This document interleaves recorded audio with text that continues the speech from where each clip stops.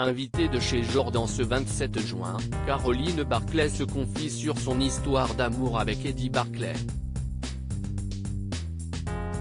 Elle a notamment révélé la partie d'héritage qu'elle perçoit encore aujourd'hui.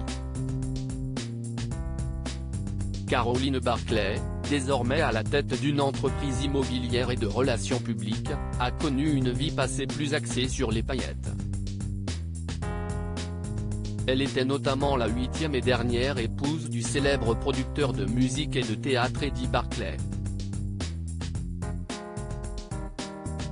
Leur histoire d'amour a duré 10 ans et s'est terminée en 1998, quelques années avant le décès de son ex-mari. Malgré cette séparation, une relation fusionnelle s'est maintenue entre eux, ce qui a conduit Caroline à rendre hommage à Eddie Barclay en 2013, en compagnie de leur fils Guillaume Barclay. Elle se confie sur cette relation particulière lors d'une interview avec Jordan Deluxe dans son émission chez Jordan. Caroline Barclay revient sur sa rencontre avec Eddie. On sait que le couple s'est rencontré lors d'un casting à Lyon en 1988, lorsqu'Eddie Barclay recherchait une actrice pour le rôle d'Angélique Marquise des Anges au théâtre. Le coup de foudre a été instantané, et ils se sont mariés la même année. Caroline explique « J'étais en fac de droit. Je vais à ce casting pour rigoler avec 2 amis, et Eddie Barclay flash sur moi. »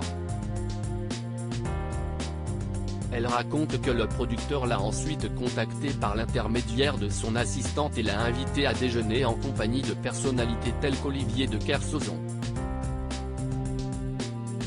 Beaucoup d'humour, ça fusait, se rappelle-t-elle.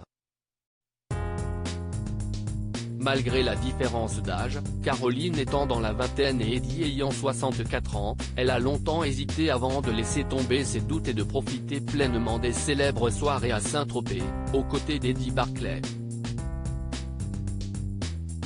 Caroline Barclay perçoit une somme calculée au prorata des années de mariage, une partie de réversion de sa retraite et ce 27 juin sur C8, Caroline Barclay, qui a évoqué les relations entre Johnny Hallyday et son ex-mari, est aussi revenue sur son histoire d'amour avec Eddie.